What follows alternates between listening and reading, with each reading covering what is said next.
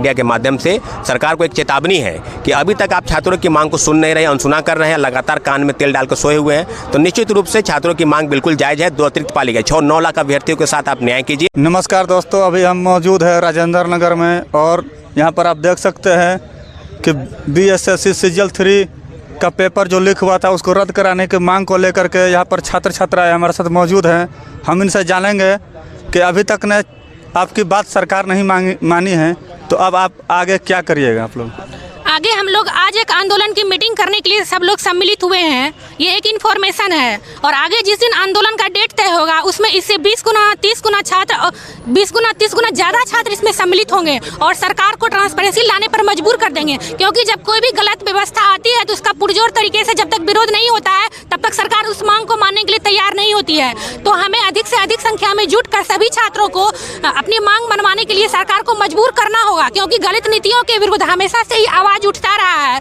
और ये हम लोगों के जो युवा स्टूडेंट्स है, जो जागरूक स्टूडेंट है, सिर्फ वही कर सकते हैं। क्योंकि जो पढ़ते लिखते नहीं है उनको तो पढ़ाई लिखाई से कोई मतलब नहीं है। वो आज भी जो है खेती बाड़ी का काम कर रहे थे या घरेलू काम कर रहे थे और वो कल भी करेंगे।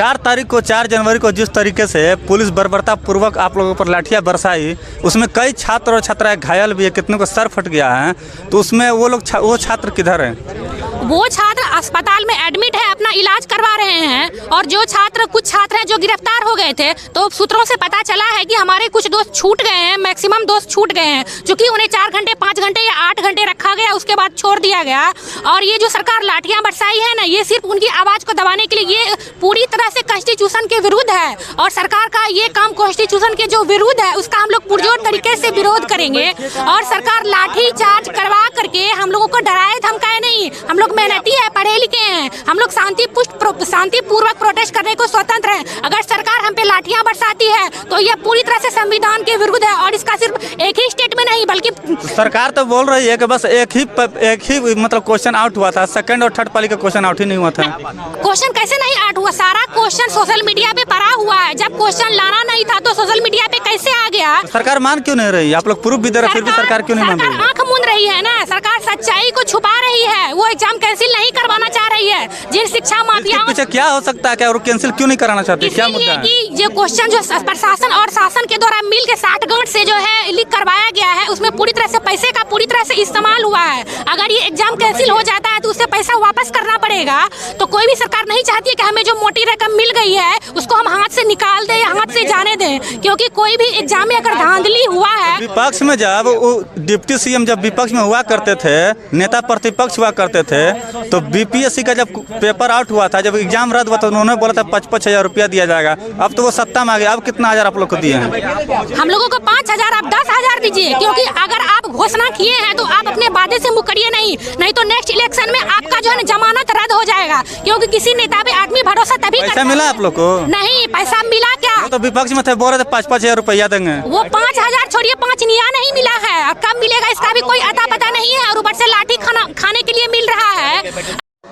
और भी हमारे साथ छात्र मौजूद है, इनसे भी पूछेंगे। सर, क्या मसला है? ये जो आम सभा बुलाए हैं, इसका मकसद क्या है?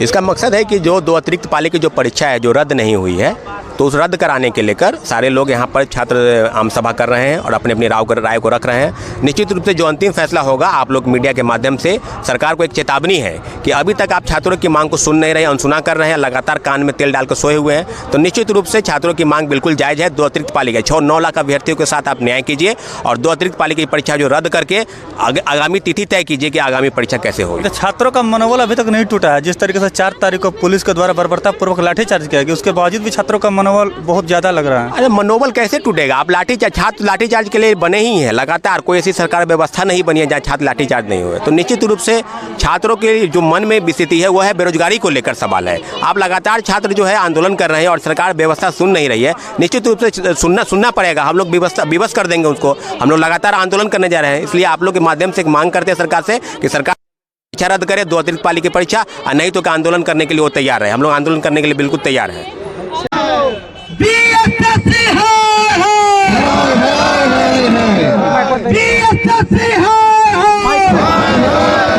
क्या निर्णय हुआ बैठक में? निश्चित रूप से बैठक में निर्णय लिया गया है कि 23 तारीख के दिन यानी परसों हम लोग जो है बीएसएससी आयोग जाएंगे वहां पर ऑफिस और एक ज्ञापन सौंपेंगे। ज्ञापन के माध्यम से ये पूछेंगे कि परीक्षा जो रद्द की है एक पालिका, 2 अतिरिक्त पालिका रद्द क्यों नहीं की है। तो निश्चित रूप से हम लोग उनको 7 दिन का अल्टीमेटम देंगे कि 7 दिन में आप एक निर्णय लीजिए कि छात्रों की जो मांग है वो जायज है, तो अभी तक आपने फैसला क्यों नहीं लिया।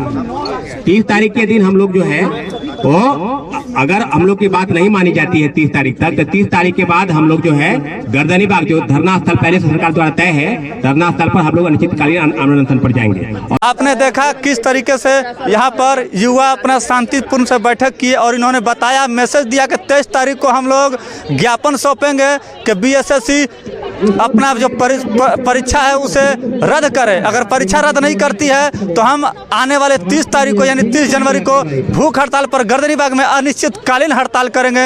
ये सरकार को अभी से ही चेता रहे हैं। धन्यवाद साथियों, जय हिंद, जय भारत।